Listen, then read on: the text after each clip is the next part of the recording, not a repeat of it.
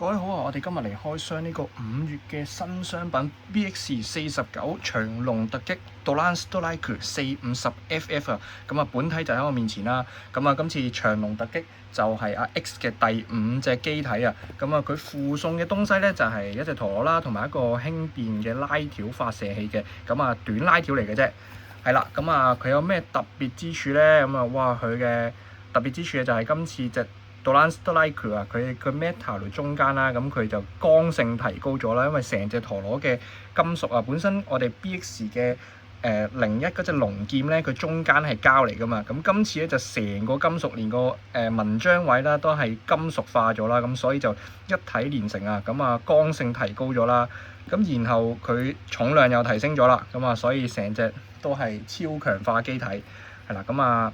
講下個盒嘅介紹啦，咁啊 metal 中央咁啊連係住，即係個紋章連係住啦，剛性提高，重量級嘅6枚印啊，有強力嘅連打攻擊可能啊，咁其實話就話係連打攻擊啦，但係個形狀咧甚似鳳凰啊，咁所以好大機會咧都係一擊打落去就超痛嘅。係啦，咁跟住咧，輪盤就係450啦，咁啊450之前都喺呢個鯊魚嗰度出過㗎啦，咁今次就用實色白同埋淺藍色去呈現翻俾大家睇嘅，咁啊個輪盤都係十分之漂亮嘅。好啦，咁然後就係 FF 軸啦，咁FF 喎，咁啊大家有留意過 F 咧，就除咗喺 FB 之外咧，咁啊第二粒 F 軸就係喺呢個 FF 度出現咗啦。咁啊簡單地講，FF 軸就係中間冇齒格，咁可以減少呢個持久力嘅流失啊。咁你上呢個 Extreme Dash 嘅時候咧，就唔會損失太多嘅轉速同持久力，咁啊可以令你打多幾下嘅。咁啊成隻基本上除咗輪盤之外咧，都係新零件嚟㗎啦。好，盒就介紹完畢啦。咁啊，呢個就係拉條啦。咁佢條雖然係短拉條啦，咁但係佢條拉條嘅顏色都幾靚嘅，係啦。佢呢隻藍色咧並唔係我哋之前見過嗰啲嚟嘅，隻藍色係唔同咗少少嘅，幾有誠意。好啦，咁啊呢個就係本體啦，咁啊本體 Dolan Strike 咁啊強力嘅6枚印啦，咁其實我覺得係大型嘅3枚印多啲，咁啊個樣咧就真係十分之似 Dolan Dagger 嘅長龍雙印嘅，咁但係當然就完全唔同啦，因為佢已經係同呢個紋章啊連成一體啊，咁啊剛性提高啊，好，咁啊跟住450嘅輪盤係啦，咁啊到鯊魚嗰度出過啦，咁今次就用藍白色俾大家睇。跟住就係 FF 軸心，咁基本上咧佢軸心咧就同我哋第一隻嘅 BX01嘅長龍神劍咧係一樣嘅，咁但係咧官方介紹佢嘅直徑係會細咗少少嘅，咁同埋就見到呢度係冇咗齒格啦，咁所以，咁啊喺裝咗上去之後咧就會係咁樣嘅，即係比較冇傑力㗎啦，咁樣所以你上帶嘅時候咧就唔會太多呢個轉速流失啊。咁啊，即係可以玩多幾下啦，咁啊攻擊多對手多幾次嘅，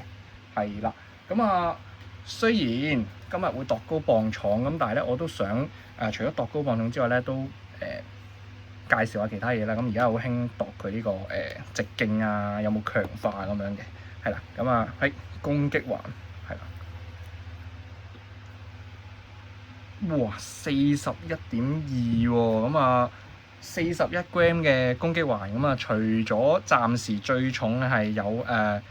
鳳凰啦、紅天馬啦，即係如果計 BX 嚟講，唔計 CX 嗰啲機 BX 如果時嚟計嘅話咧，咁啊最重暫時咧呢幾隻啦。咁但係咁因為 CX 雖然係重，但係你要啲零件嘅緊密度好啦，少虛位咧，咁佢打擊力先會強嘅。咁但係今次呢隻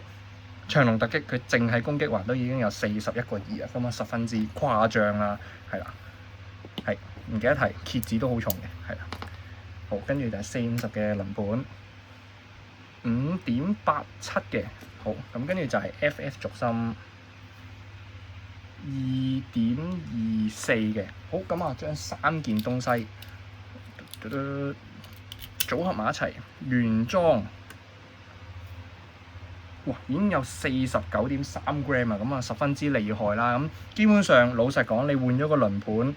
即係換啲大路啲嘅1嘅輪盤或者7嘅輪盤咧，你隻突擊已經可以出去同人劈過噶啦。咁係啦，頭先除咗講度高磅重之外咧，咁啊我都想分析少少啦。咁就係而家都好興會度下個軸心啊，係啦。咁啊好耐冇見嘅卡尺佢又出現翻啦。係啦，呢個就係普通嘅 F 軸心，咁啊睇下佢直徑係幾多，即係做個參考啦，大家。直徑7.1或者7.2左右啦，因為我冇特登夾到好實嘅。係啦，咁官方介紹佢 FF 呢個直徑係細啲嘅，6.6左右嘅啫，係啦，好啦，我冇特登夾實嘅，6.6左右嘅啫。咁然後 Rush LR 係幾多咧？6.2左右嘅啫，嗱冇夾實嘅。咁所以其實佢只不過係比呢個LR 直徑大咗少少啦，但係又比 F 底呢個直徑細咗少少啦。咁所以佢上加速帶嘅時候咧，相信都會可以減少呢個持久力嘅流失嘅。好啦，咁最後就度埋呢個攻擊環嘅直徑，大約啦48.6 mm 嘅。好，咁然後像就係49.7嘅，係啦，咁啊大概直徑同平時啲機體差唔多啦，係啦，咁啊呢個就係俾大家參考下嘅啫，咁啊因為最近大家都好中意度下啲軸心啊，有冇粗度，有冇上收度嘅，係啦，咁以上就係呢個度高磅重同埋佢嘅直徑同埋軸心嘅直徑嘅係啦介紹嚟嘅，咁啊事不宜遲，我哋即刻去對戰嗰度測試下呢隻 Doran Strike 嘅攻擊力有幾咁強先。好啦，咁啊見到對戰盤上面咧就有3隻陀螺啦，咁啊一隻就係 Doran Strike， 咁我今次咧想試下越級挑戰喎，咁啊對手就係象嘅160嘅 H 同埋鯊魚嘅160 FB， 即係呢啲好常見嘅 setting， 咁啊私心想試下啦，可唔可以贏到嘅？咁啊個測試就係打到贏為止啦，咁啊事不宜遲，我哋即刻開始啦。好啦，究竟長龍突擊可唔可以斬爆呢啲邪惡機體咧？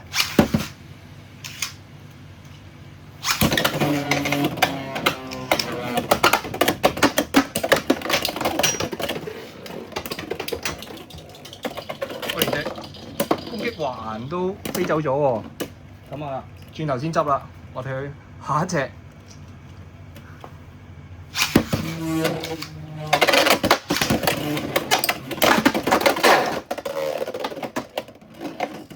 一下就 burst 咗鯊魚160 FB， 咁啊試下嚟多鋪嚟。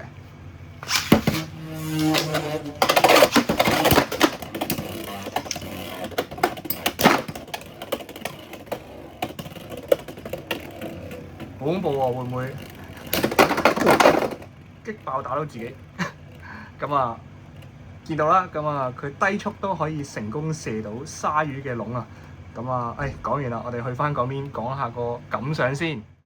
好啦，咁啊翻嚟呢邊啦，咁頭先就測試咗幾鋪啦，咁第一鋪就好順利咁擊爆呢隻象啦。咁雖然佢 FF 軸嗰幾下咧，佢上帶接軌唔係話接得好靚，咁但係佢彈下彈下嘅時候就跳去左面嘅角落頭，跟住一下打斜斬落嚟嘅時候咧，就斬中嗰個輪盤咁啊，成個攻擊環飛咗出嚟。咁啊，